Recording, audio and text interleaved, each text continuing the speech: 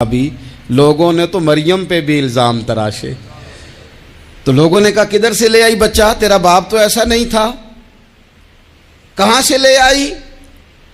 اللہ کرے میں آپ کو سمجھا سکوں، ذرا اپنے آپ کو وہاں کھڑا کریں کہ ایک پاک باز عورت، پاک باپ کی بیٹی، طیب ماں کی بیٹی اور اللہ کے گھر میں پرورش پانے والی خاتون، ایک وہ وقت اور ایک یہ وقت کہ اس عورت کو کٹہرے میں کھڑا کر کے پوچھا جا رہا ہے کہ معاذ اللہ تیری گود میں بچہ جائز نہیں ہے، کہاں سے لائی ہے؟ اب خود سے صفائیاں بندہ کتنی کو دے، کتنی کو وضاحتیں کرے. اور میں نے تو اپنی زندگی میں دیکھا ہے زیادہ وضاحت دینے والے کو بھی لوگ جھوٹا سمجھنے لگ جاتے ہیں، زیادہ وضاحت دینے پر بھی لوگ کمزوری کا اظہار سمجھتے ہیں کہ کمزور پڑ گیا. آپ صلح کی کوشش کرتے ہیں، سامنے والا بزدل سمجھ لیتا ہے، زیادہ وضاحتیں بھی کمزور کر دیتی ہیں. اب حضرت مریم کو کٹہرے میں کھڑا کر کے کہا بچہ کس کا ہے؟ تو پھر خدا بندوبست جب کرے، اللہ جب مددگار ہو، تو پھر حضرت مریم کی گواہی درختوں سے نہیں دلوائی، اس نے پتوں سے نہیں دلوائی، پھر فرشتے نہیں بھیجے. حضرت مریم کہنے لگی مجھ سے نہ پوچھو، وہ جو پنگوڑے میں ہے اسی سے پوچھ لو، ان سے پوچھو نا، وہ کون ہے پوچھ لو، ان سے کر لو سوال. انہوں نے کہا پنگوڑے میں چند دنوں کا بچہ یہ جواب دے گا؟ مددگار تھا رب، ان کی برات کا اعلان کرنا تھا مالک نے. اور جب مالک اعلان کر دے، جب مالک تیری صفائی دینا چاہے، جب مالک تجھے دنیا کے سامنے نکھارنا چاہے، تو پنگوڑے میں لیٹے حضرت عیسیٰ بول کے کہنے لگے انی عبداللہ آتانی الکتاب، فرمایا میں اللہ کا بندہ ہوں، رب نے مجھے کتاب عطا کر کے نبی بنا کے دنیا میں بھیجا ہے، میں اللہ کا بندہ ہوں، کتاب لے کے آیا ہوں، نبی بن کے آیا ہوں. پھر پنگوڑے سے اعلان ہو گیا، پھر بچہ بول پڑا. اور یہ ایک دفعہ نہیں بات ہوئی، یہ بنی اسرائیل میں ایک جریج نام کے شخص بھی تھے جو نماز پڑھ رہے تھے. بعض نے لکھا ہے نفل نماز تھی، اماں نے پکارا تو آئے نہیں، تو ماں کے منہ سے نکل گیا تو اتنی دیر تک مرے گا نہیں جب تک کسی بے حیا عورت کا منہ نہ دیکھ لے. تو وہ عبادت گزار تھے، لیکن لوگوں نے ان کی عبادت، ریاضت، پرہیزگاری کو نہیں دیکھا، بس ایک عورت کو بھیج کے الزام لگوا دیا. وہ عورت آیا جایا کرتی تھی، اب آ جاتی ہیں عورتیں، مسئلہ پوچھنے کی نیت سے بھی آ جاتی ہیں. ماحول میں کچھ جگہ ایسی بھی ہیں جہاں عورتیں دم کرانے کے بہانے آ جاتی ہیں. وہ خاتون آتی جاتی تھی اس خانقاہ پہ، آستانے پہ، یہ بخاری میں موجود ہے. پھر اس نے کہا میری گود میں جو بچہ ہے یہ انہی کا ہے. مجھے بتائیں کیسے بندہ وضاحت دے؟ حالات خراب ہو گئے، لوگ کٹیا جلانے لگے، ماحول اور طرح کا بن گیا. میرے نبی پاک علیہ الصلوۃ والسلام فرماتے ہیں پھر اس رب کے بندے نے کہا مالک تو کریم ہے، تیری مشیت کا تقاضا آیا جو میری ماں نے جملے بولے تھے، پر اب میں وضاحت دینے کے قابل نہیں رہا، اب تو ہی کرم کرے گا تو دروازہ کھلے گا. تو وہ چند دنوں کا بچہ پنگوڑے میں بول کے کہنے لگا میں اس درویش کا نہیں، میں تو فلانے چرواہے کا بچہ ہوں، وہ جو بکریاں چراتا ہے. انسان زندگی میں جب جدوجہد کرتا ہے، کوشش کرتا ہے، وہ بہت سارے دنیاوی اسباب اختیار کرتا ہے، جتنی عقل اللہ نے دی ہوتی ہے اس عقل کا بھی وہ استعمال کرتا ہے، کوشش کرتا ہے کہ کچھ اچیو کر سکے زندگی میں، کچھ مقاصد کا حصول اسے میسر آئے. عزیز بھائیوں، ایک بات اپنے ذہن میں اچھی طرح بٹھا لیں اور لکھ لیں کہ زندگی میں جو کسی بندے کو کامیابی حاصل ہوتی ہے وہ رب تعالیٰ کی مدد سے حاصل ہوتی ہے. اگر رب تعالیٰ مددگار ہو تو پھر کوئی چیز بھی رستے میں رکاوٹ نہیں بنتی، اور اگر مالک کریم کو منظور نہ ہو تو انسان بہترین سیاستدان ہو، اچھا ایڈمنسٹریٹر ہو، اس کا ذہن بڑی وسعت رکھتا ہو، بڑی اچھی پلاننگ کرنا جانتا ہو، سارا کچھ ہو، تو بندہ ناکام ہو جاتا ہے. مسلمانوں کو جتنی کامیابیاں ملیں ان کا پس منظر صرف اتنا تھا کہ اللہ تبارک و تعالیٰ نے اپنے بندوں کی مدد فرمائی. اور اب تعالیٰ نے قرآن مجید میں اس حقیقت کا بیان کیا، فرمایا بل اللہ مولاکم، فرمایا بلکہ اللہ تمہارا مولا ہے، وَهُوَ خَيْرُ النَّاصِرِينَ، اور وہ بہترین مددگار ہے. وہ جو رب تمہارا مولا ہے وہ بہترین مددگار ہے. اور اگر وہ مدد کرے تمہاری سورہ آل عمران میں آگے جا کے ارشاد فرمایا اگر اللہ مدد کرے تو پھر تم پر کوئی غالب نہیں آ سکتا، اور اگر وہ تمہاری مدد چھوڑ دے تو پھر کوئی تمہاری مدد کر سکتا، کوئی مدد نہیں کر سکتا۔ بدر کی جنگ بھی اور فتح مکہ بھی رمضان المبارک میں ہوا ہے۔ میں دونوں پر غور کر رہا تھا تو ایک نیا مضمون میرے ذہن میں آنے لگا۔ بدر کی جو جنگ ہے اس میں بھی ایک عجیب انقلاب آیا ہے کہ 313 نے 1000 سے مقابلہ کیا، اور جن 1000 سے مقابلہ کیا وہ اسلحے سے لیس تھے، اور یہ جو 313 ہیں ان کے پاس 6 زرہیں، 8 تلواریں، چند گھوڑے، لیکن اللہ نے کامیابی دی تو خود رب نے بیان کیا کس طرح دی۔ فرمایا وَلَقَدْ نَصَرَكُمُ اللَّهُ بِبَدْرٍ وَأَنْتُمْ أَذِلَّةٌ، وہ کامیابی اس طرح ملی ہے کہ رب نے تمہاری مدد کی تھی، تم تو کمزور تھے، اللہ نے بدر میں تمہاری مدد کی، تم جیت گئے۔ وَلَقَدْ نَصَرَكُمُ اللَّهُ بِبَدْرٍ وَأَنْتُمْ أَذِلَّةٌ، اللہ نے بدر میں تمہاری مدد کی، تم تو کمزور تھے۔ پھر فتح مکہ نصیب ہوئی تو اس میں بھی بہترین منصوبہ بندی نبی پاک علیہ السلام نے فرمائی، بہترین حکمت عملی حضور نے اپنائی، لیکن ہمیں جو اللہ رسول نے بات سمجھائی وہ کیا ہے؟ اذا جاء نصر اللہ والفتح، فرمایا جب اللہ کی مدد آئی اور فتح نصیب ہو گئی۔ یہ اللہ نے مدد فرمائی تمہاری، یہاں بھی فتح مکہ بھی اللہ کی مدد سے، جنگ بدر بھی اللہ کی مدد سے۔ وہ جو مدد ہے اللہ تعالیٰ کی، جب وہ ہم یہ کرتے ہیں کہ ہم اپنی ساری زندگی سیاست کی نظر کر دیں، ہماری سیاست صرف ملک میں نہیں ہوتی، ہماری سیاست خاندان میں بھی ہوتی ہے، ہم گھر کے اندر بھی سیاست کرتے ہیں، ہم کسی خاص طریقے سے لوگوں کو اپنے پیچھے چلانا چاہتے ہیں، ہم ایک خاص اسلوب اختیار کرتے ہیں کہ لوگ ہمارے پیچھے چلیں۔ اس کا نقصان ہمیں یہ ہوتا ہے کہ سیاست جو ہوتی ہے یہ شطرنج کے ہیر پھیر کی طرح ہوتی ہے، تو اس کے راز بڑی جلدی کھلنے لگ جاتے ہیں، پتہ چل جاتا ہے کہ بندہ مخلص نہیں تھا، سیاست کر رہا تھا، طریقے سلیقے سے اس نے جوڑ کے رکھا ہوا تھا۔ ہم ہر جگہ سیاست کے بل بوتے پر چیزوں کو لے کے چلنا چاہتے ہیں، سیاستیں ناکام ہو جاتی ہیں، سیانے لوگ فیل ہو جاتے ہیں، بچتا صرف وہی ہے جس کے پیچھے رب تعالیٰ کی مدد شامل حال ہوتی ہے۔ اپنی زندگی کے اندر ہم جو کچھ بھی کر رہے ہیں، جس شعبے سے بھی ہمارا تعلق ہے، آج ہم نے اس بات پہ غور کرنا ہے کہ پہلے تو یہ غور کر لیں کہ جو کام ہم کر رہے ہیں کیا وہ کام ایسا ہے کہ اس میں اللہ کی مدد ہمیں ملے گی؟ اگر آپ کوئی معاذ اللہ ناجائز کام کر رہے ہیں، فعل حرام کا ارتکاب کر رہے ہیں، تو اس میں تو مدد الہی آئے گی نہیں۔ پہلے تو یہ دیکھیں جو کر رہے ہیں وہ کام مدد الہی والا ہے، اور اگر اللہ تعالیٰ کی مدد والا وہ کام ہے پھر اس پر غور کریں کہ کیا ہم نے مالک سے مدد کا سوال کیا ہے، ہمیں مدد میسر آ رہی ہے۔ وہ میں نے بزرگوں سے ایک بات سنی تھی، وہ بڑی یاد رہ گئی۔ وہ فرمایا کرتے تھے قابلیت بھی بڑی چیز ہے لیکن قبولیت سب سے بڑی چیز ہے۔ قابل ہونا بھی بڑی بات ہے لیکن زیادہ بڑی بات یہ ہے کہ اس کی بارگاہ میں قبول بھی ہے کہ نہیں۔ اپنی زندگی میں اللہ کی مدد کی طرف بڑھیں، مالک کی مدد کا حصول اختیار کرنے کی کوشش کریں، اللہ کے ساتھ اپنے آپ کو جوڑیں۔ اگر اللہ کی مدد نصیب ہو، یہ جو ہم جتنا ڈرتے رہتے ہیں، سہمے رہتے ہیں، پریشان رہتے ہیں کوئی کیا کر دے گا، ہمارے ہاں نا ہر شعبے میں معاذ اللہ ایک مافیا ہے، الا ماشاء اللہ۔ وہ مافیا کہتا ہے میرے ساتھ ملو گے تو میں چلنے دوں گا ورنہ میں نہیں چلنے دوں گا، مارکیٹ میں آ ہی نہیں سکتا فلانا بندہ چونکہ یہاں ہمارا قبضہ ہے۔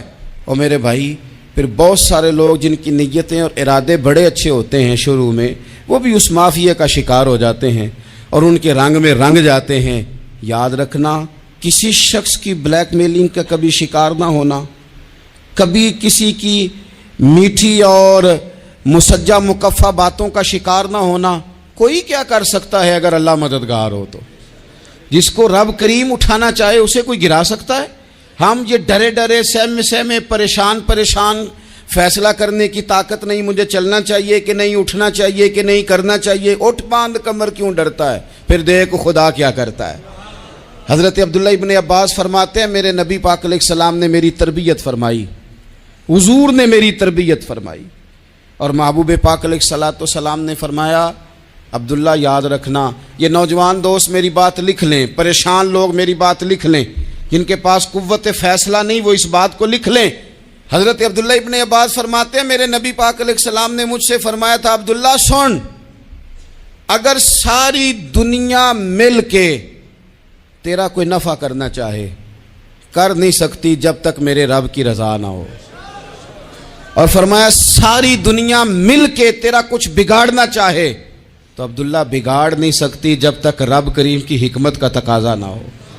لوگوں سے ڈرنا، لوگوں کی طرف دیکھنا، ماحول دیکھ کے اپنے راہ کا تعین کرنا، ہر بندے کے خیالات کے مطابق ڈھلنے کی کوشش کرنا، فلانا نہ ناراض ہو جائے، فلانا نہ ناراض ہو جائے، وہ جس نے ہونا ہو جائے، بس رب رسول ناراض نہ ہو۔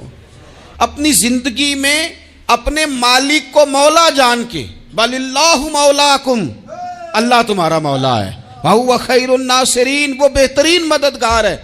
توجہ جب بھی کریں رب کی جانب کریں، اپنے دل کا قبلہ درست رکھیں، سوچوں کے زاویے سیدھے رکھیں۔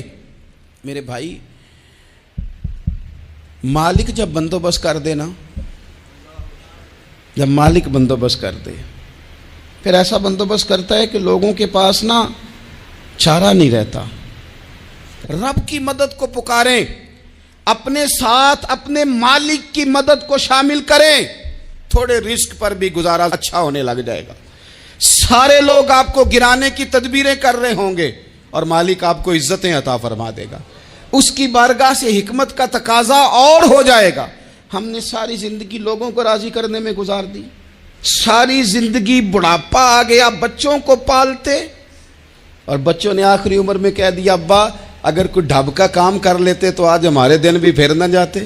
ساری زندگی گزار دی بہن بھائیوں کو راضی کرنے میں، ساری زندگی گزار دی ذمہ داریاں اٹھانے میں، ان کو 99 دفعہ دیا، ایک دفعہ نہیں دیا تو انہوں نے کہہ دیا تو نے تو کبھی دیا ہی نہیں، تو تھا ہی نہیں۔ ساری زندگی محلے داروں علاقے والوں کو راضی کرنے میں گزار دی، اور میں نے ایسے لوگ بھی دیکھے دین کے لیے وقت گزارا، لیکن جب بڑھاپے میں دانت کام نہ کرتے تھے تو وقت کے مفتیوں کو بھی مسجدوں کی کمیٹیوں نے کہہ دیا اب آپ کی سمجھ نہیں آتی، ہم نے خطیب کو یور رکھنا ہے، نہ دیکھو دنیا کی طرف، دنیا رلا دیتی ہے، نہ راضی کرو بندوں کو، بندے تھکا دیتے ہیں، نہ پیچھے بھاگو ہر وقت دنیا داروں کے، یہ انسان کو کمزور کر دیتے ہیں۔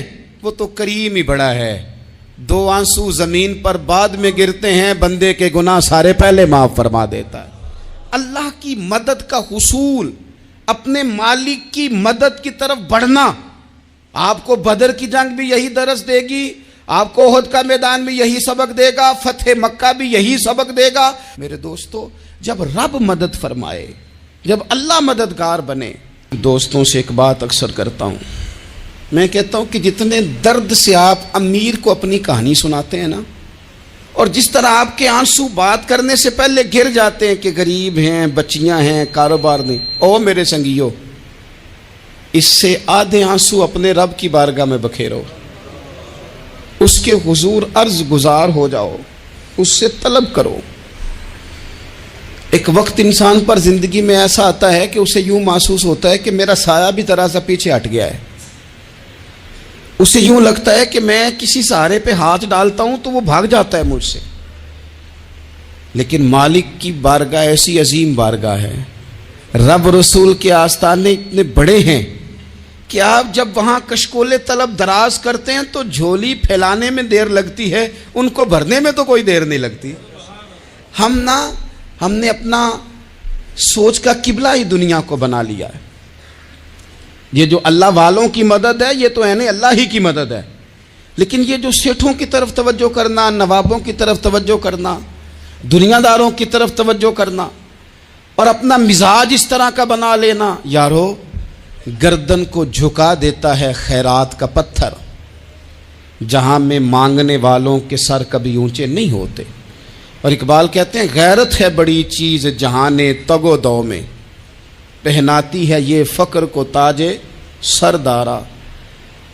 میں عرض کروں گا کہ اپنی آپ جب توجہ کا قبلہ اللہ رسول کو بنائیں گے تو رب فرماتے ہیں وَيَرْزُقْهُ مِنْ حَيْثُ لَا يَحْتَسِبُ، میں نہ تجھے وہاں سے رزق دوں گا جہاں سے کبھی تیرا گمان بھی نہیں کیا ہوگا کہ یہاں سے بھی مل سکتا ہے، تو نے سوچا بھی نہیں ہوگا۔ بخاری شریف میں حدیث ہے، حضرت جابر ابن عبداللہ فرماتے ہیں نبی پاک صلی اللہ علیہ وسلم نے 300 لوگوں کا ایک لشکر روانہ کیا کسی مہم کے لیے، کسی جہاد کے لیے۔ حضرت ابو عبیدہ بن جراح رضی اللہ تعالیٰ عنہ امیر لشکر تھے۔ فرماتے ہیں غربت اتنی زیادہ تھی، بھوک اتنی زیادہ تھی کہ ایک ایک کھجور دن میں ایک وقت کھانے کو ملتی تھی، اور کچھ دن ایسے آئے کہ اب کھجور بھی نہیں مل رہی۔ فرماتے ہیں اتنی زیادہ بھوک لگی مجاہدین کو، 300 بندہ پتے کھا کے گزارا ہونے لگ گیا۔ یہ بخاری میں موجود ہے۔ آپ فرماتے ہیں کہ دریا کے کنارے ہمارا پڑاؤ تھا، ٹھہراؤ تھا۔ جب بھوک سے نڈھال ہو گئے نا، وَيَرْزُقْهُ مِنْ حَيْثُ لَا يَحْتَسِبُ، اللہ وہاں سے روزی دیتا ہے، گمان بھی نہیں ہوتا۔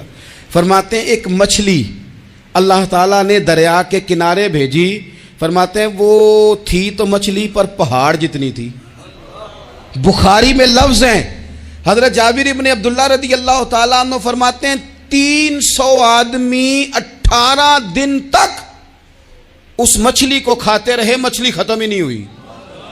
مچھلیاں نہیں، مچھلی کہتے ہیں 18 دن 300 بندہ کھاتا رہا، مچھلی ختم ہی نہیں ہوئی۔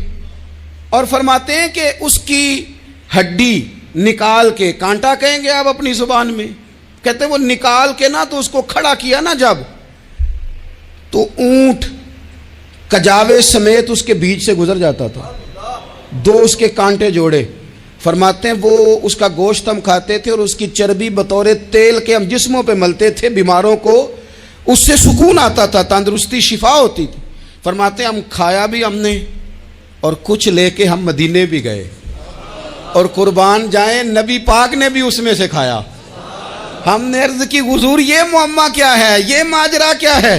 تو محبوب نے فرمایا تمہارے پاس غذا نہیں تھی، رب نے تمہارے لیے بندوبست کیا ہے، اللہ نے تمہیں دیا ہے۔ مکان شروع کر لیا، ایک صاحب نے وہ مکان بنانے لگے، آپ وہ حساب لگا رہے ہیں، کہتے ہیں میرے پاس اتنے پیسے ہیں، اتنے میں نے فلانے دوست سے کہنا ہے اس نے دے دینے، اتنے فلانے رشتہ دار سے کہنا ہے اس نے دے دینے، اتنے فلانے سے کہنا ہے اس نے دے دینے۔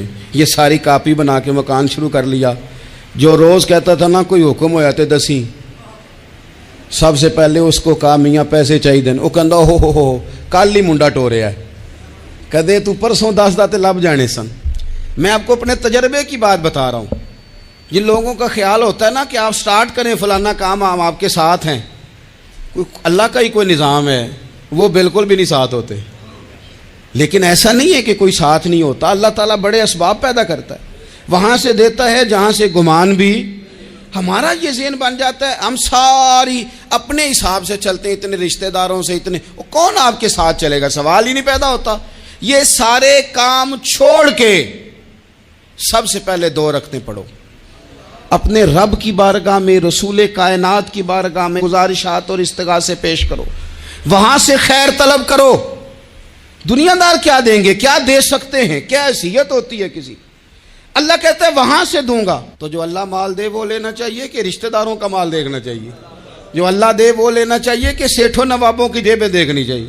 جو اللہ دے وہ قبول کرنا چاہیے یا دیکھنا چاہیے کون سا آدمی کہاں پہنچ گیا؟ چھوڑو، اپنی مٹی پہ چلنے کا سلیقہ سیکھو۔ کسی کے سنگ مرمر پہ چلو گے تو پھسل جاؤ گے، پھسل جا۔ اس پر ایک اور بات عرض کر دوں، صحیح بخاری سے، مسلم سے ایک اور بات۔ کچھ چیزیں ایسی ہیں جن سے اللہ کی مدد آتی ہے، مدد ملتی ہے۔ ایک چیز ان میں سے ایسی ہے جس سے بہت مدد نازل ہوتی، وہ ہے کہ جب رب آپ کو دے نا تو پھر آپ بھی اس کے رستے میں دیں، پھر مدد آتی ہے، پھر اور آتا ہے۔ بخاری مسلم میں حدیث ہے، یہ زیادہ ہی توجہ طلب امر ہے، اس پر آپ غور کریں گے۔ حضرت ابو ہریرہ فرماتے ہیں کہ نبی پاک علیہ السلام نے فرمایا ایک شخص نے بادلوں کے اندر سے آواز سنی کہ فلاں آدمی کا کھیت اور باغ خشک ہو گیا ہے، وہاں برسو اور اس کے کھیت کو سیراب کرو۔ وہ بڑا حیران ہوا کہ بادل سے آواز آ رہی۔ پھر اس نے دیکھا کہ ایک پہاڑی پر بارش ہوئی، وہ بادل وہاں برسا، پھر نالیوں سے ہوتا ہوا پانی ایک طرف چلا۔ تو جس نے آواز سنی تھی، حضور بیان کر رہے ہیں، وہ بھی پیچھے پیچھے چلا کہ پانی کدھر جا رہا ہے۔ اس نے جا کے دیکھا کہ ایک مقام پہ ایک باغ کو وہ پانی لگ رہا ہے اور ایک آدمی وہ پانی لگا رہا ہے۔ اس نے اس سے پوچھا تیرا نام کیا ہے؟ اس نے کہا کیوں؟ کہنے لگا بتا نا۔ اس نے نام بتایا تو کہنے لگا یہی تو وہ نام ہے جو میں نے بادلوں کے اندر سے سنا ہے کہ فلاں کے کھیت کو پانی دے دو۔ اس نے کہا یار تو کیا عمل کرتا ہے کہ اسپیشل تیرے لیے بارش برسے؟ یہ بخاری پڑھ رہا ہوں، سیاستہ سے حدیث عرض کر رہا ہوں. اس سے پوچھا تو کیا کام کرتا ہے؟ کہ جناب اللہ تبارک و تعالیٰ کا حکم کرم آیا کہ خاص تیرے لیے پانی برسے اور تیرے کھیت کو سیراب کرے. تو اس نے کہا چھوٹا ذمہ دار ہوں، پر جب فصل اگتی ہے تو 3 حصے کرتا ہوں. ایک حصہ اپنے بال بچوں پہ، بہن بھائیوں پہ خرچ کرتا ہوں، ایک حصہ پورا، اور ایک حصہ دوبارہ کاشتکاری پہ لگاتا ہوں، اور تیسرا حصہ خالص میں نے مسکینوں، یتیموں اور غریبوں کے لیے رکھا ہوا ہے. وہ جو تیسرا حصہ، اللہ کرے آپ سمجھیں، وہ رب کے بندوں پہ تیسرا حصہ خرچ کرتا ہے نا، تو کریم مالک نے فرمایا جہاں سے غریب کا حصہ جاتا ہے وہ کھیت خشک نہیں رہنا چاہیے، وہ جہاں سے مسکین روٹی کھاتے ہیں وہ خشک نہ رہے، جہاں سے یتیموں کو کچھ آتا ہے کہیں اس کی فصل رہ نہ جائے. میں اور آپ بھی اگر اپنے مال میں مسکینوں، یتیموں، غریبوں کے حصے رکھ لیں گے تو فصلیں خشک نہیں رہیں گی، ان کے اندر تازگی آئے گی، نور آئے گا، کرم آئے گا، خاص کر خدا کی رحمت برسے گی. مدد اللہ سے چاہیں، اپنی توجہات کا مرکز رب رسول کی ذات کو بنائیں، پھر آپ محسوس کریں گے کہ بڑی جلدی اللہ تعالیٰ کی مدد آنے لگی ہے. کبھی آپ صرف کہہ دیں نا میرا رب میرے ساتھ ہے، اس لفظ میں اتنی طاقت ہے کہ دشمن ویسے زہر ہو جاتا ہے. زندگی میں کسی سے بھی لڑائی ہو اچھی طرح سوچ لیں کہ اللہ اس طرف ہے یا اس طرف ہے. اگر آپ زیادتی پہ ہیں تو پھر رب مظلوم کی جانب ہے. اگر اللہ کی مدد آپ کے ساتھ ہے تو دنیا کی کوئی طاقت آپ کو گرا نہیں سکتی. اور اگر آپ مظلوم کے مقابلے میں ظالم بن کے آپ کھڑے ہو گئے ہیں اور آپ نے رویہ وہ اختیار کیا ہے کہ جس میں مدد نہیں آئے گی، تو پھر یاد رکھ لیں کہ آپ کوئی بھی ہیں، کہاں بھی ہیں، آپ کمزور ہیں. طاقتور تھے ابتدائے اسلام میں، ظاہری طاقت تھی کفار مکہ کے پاس، وہ ڈنڈوں سے مارتے تھے غریبوں کو، ان کے ہاتھوں میں ڈنڈے تھے، پر خدائی طاقت ان مظلوموں کے ساتھ تھی. صاحب زرقانی نے لکھا ہے حضرت زنیرہ رضی اللہ تعالیٰ عنہ ایک لونڈی ہیں، غریب ہیں، ماڑے دا کی کام محمد نس جانا یا رونا، غریب سادی بی بی اور لونڈی کنیزہ، ایک مشرک کی کنیزہ تھی، انہوں نے کلمہ پڑھ لیا. وہ ڈنڈوں سے مارتا، دروں سے مارتا، تکلیف دیتا. حضرت زنیرہ رضی اللہ تعالیٰ عنہ کو اتنا مارا، اتنا مارا. اب آپ ایک اور پہلو پر بھی غور کریں، مار بھی پڑ رہی ہے پر خدا ادھر ہی ہے، اللہ کی مدد ادھر ہی ہے. رب کہتا ہے کہ پہلے تو صبر کرنا، ان اللہ مع الصابرین، تو صبر کرے گا تو پھر رب کی معیت ملے گی. ذرا ٹھہرنا، تو تھوڑا ڈٹنا. ان الذین قالوا ربنا اللہ ثم استقاموا تتنزل علیہم الملائکہ، تو کہے اللہ میرا رب ہے، پھر تو پہلے ڈٹ، پہلے تو نے ڈٹنا ہے. ثم استقاموا، جو ڈٹ گیا، تتنزل علیہم الملائکہ، ڈٹنے والے کے لیے مدد آتی. پہلے تھوڑا ٹھہرنا پڑتا ہے، پہلے تھوڑا صبر کرنا پڑتا ہے، حوصلہ کرنا پڑتا، اس کے بعد مدد آتی. مار پڑ رہی ہے، مارا جا رہا ہے. حضرت زنیرہ کو ان کا مالک جو ہے ظاہری آقا وہ مار رہا ہے، یہ کنیزہ ہے، اتنا مارا، اتنا مارا، ان کی بینائی چلی گئی، نظر آنا بند ہو گیا. ابو جہل آیا اور کہنے لگا زنیرہ دیکھا نا ہمارے بت تیری آنکھیں لے گئے، معاذ اللہ، لات و منات ہمارے بتوں نے تجھے اندھا کر دیا.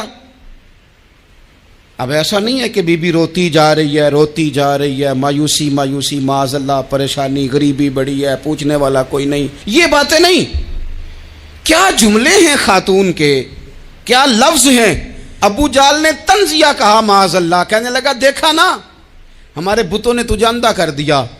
تو جناب زنیرہ آنکھوں کی بینائی گئی ہے، رات کو گئی ہے، دکھ ابھی تازہ ہے، لیکن اللہ پہ جو توکل ہے، اپنے مالک سے جو رشتہ ہے وہ اتنا مضبوط ہے، اتنا طاقتور ہے، اس میں اتنی گہرائی ہے کہ حضرت زنیرہ بول کے نا اتنی قوت سے بولی، اتنی طاقت سے بولی کہ پورے کفر پر لرزہ طاری ہو گیا. فرمانے لگی تمہارے بتوں کی کیا اوقات ہے کہ وہ میری بینائی لے جائیں، یہ میری رب کی حکمت کا تقاضا ہے.